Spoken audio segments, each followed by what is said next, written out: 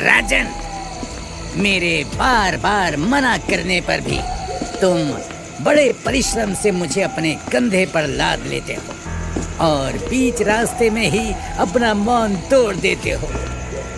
और फिर क्या होता है, मैं वापस चला जाता हूँ।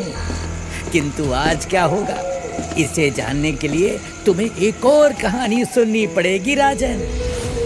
कलिंग देश में शोभावती नाम का एक नगर है। उसमें राजा प्रद्युम्न राज करता था।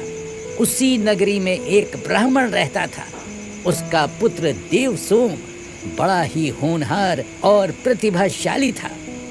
गुरुकुल में उसने सारी विद्याएं सीख ली। पिता के कहने पर उसने अपनी विद्या का परीक्षण राजा के सामने किया।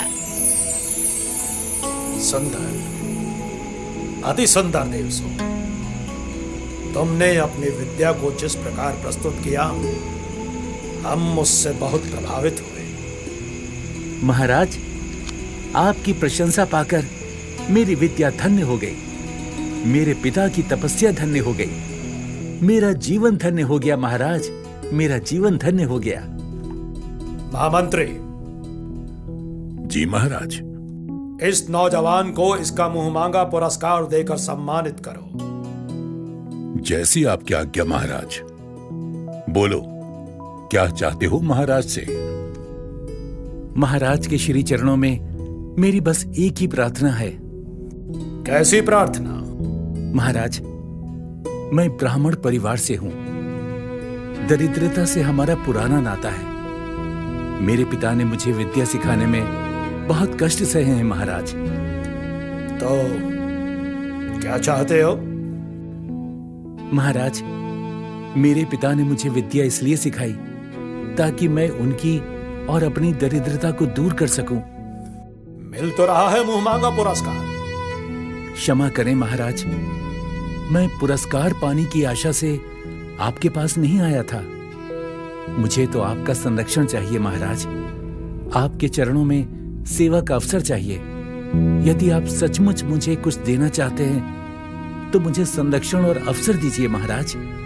तुम सचमुच योग्य हो, उत्तम हो।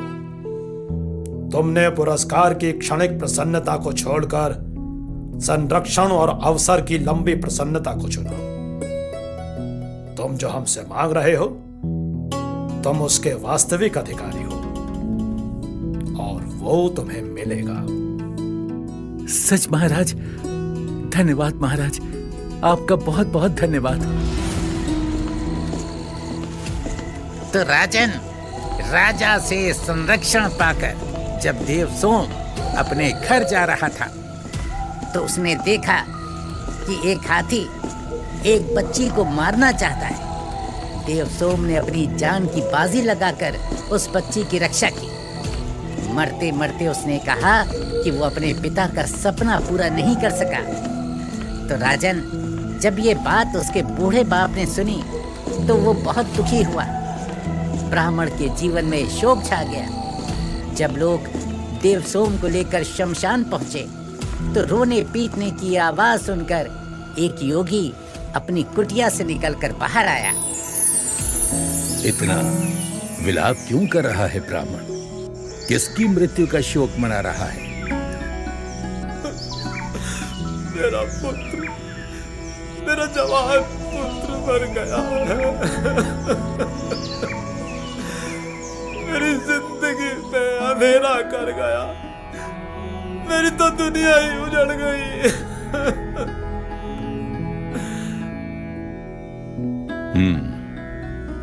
तेरे पुत्र का शव कहाँ है? आपके सामने मेरे पुत्र की अर्थी पड़ी है। देखिए ना, कितना मासूम था मेरा पुत्र। मेरी हर बात मानता था। मेरे हर सपने को पूरा करने के लिए जी जान से परिश्रम करता था।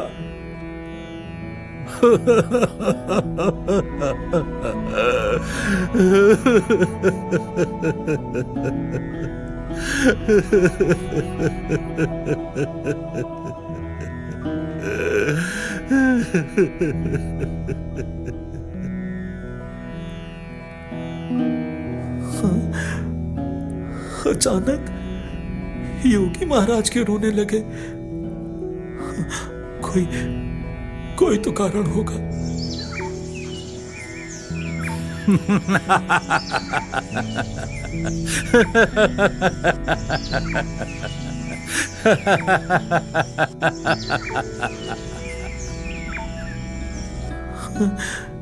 ये क्या?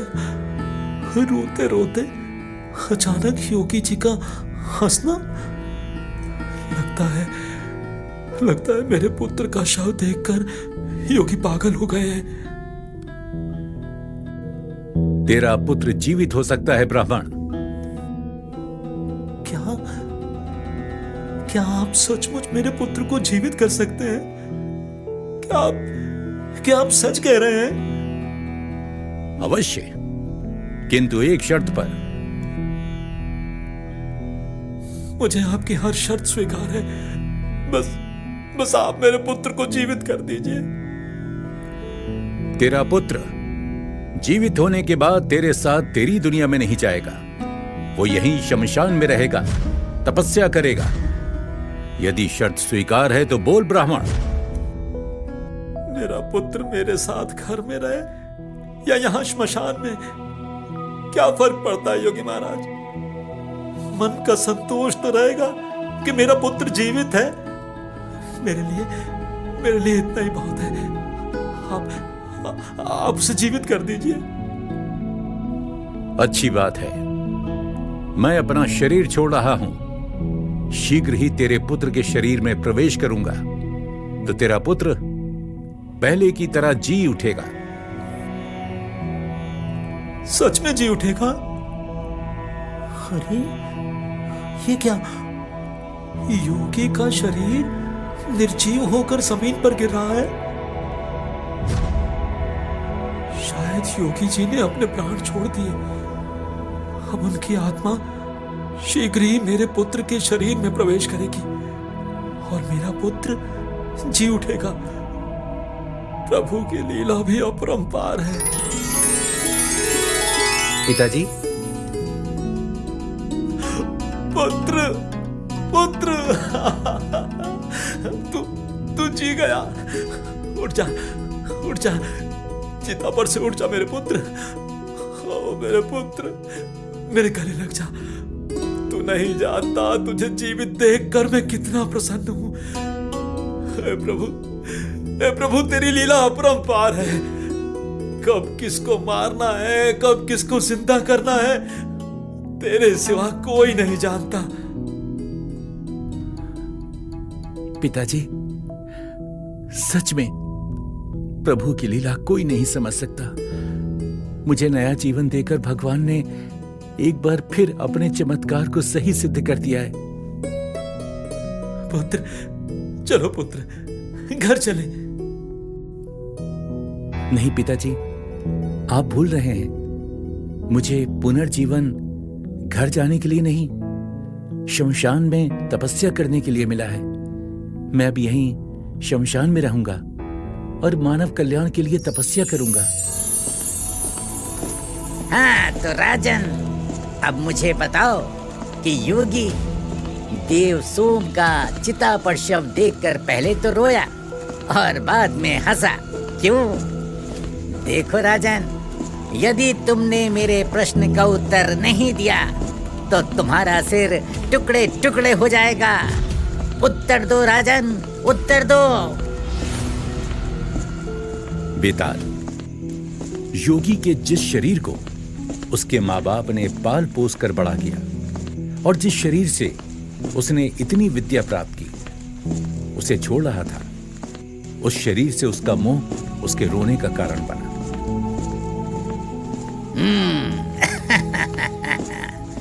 सही उत्तर। और ये भी तो बताओ कि हंसा क्यों? और हंसा इसलिए क्योंकि वो अब एक नए शरीर में प्रवेश करके और अधिक सिद्धि प्राप्त कर सकेगा। सही उत्तर दिया राजन, एकदम सही उत्तर दिया। किंतु मौन रहने की शर्त भी तो तोड़ दी राजन। अब मैं तेरे साथ यहाँ से आगे नहीं जा सकता। मैं वापस जा रहा हूँ, मैं वापस जा रहा हूँ राजन। मैं उड़ा, मैं उड़ा, मैं उड़ा।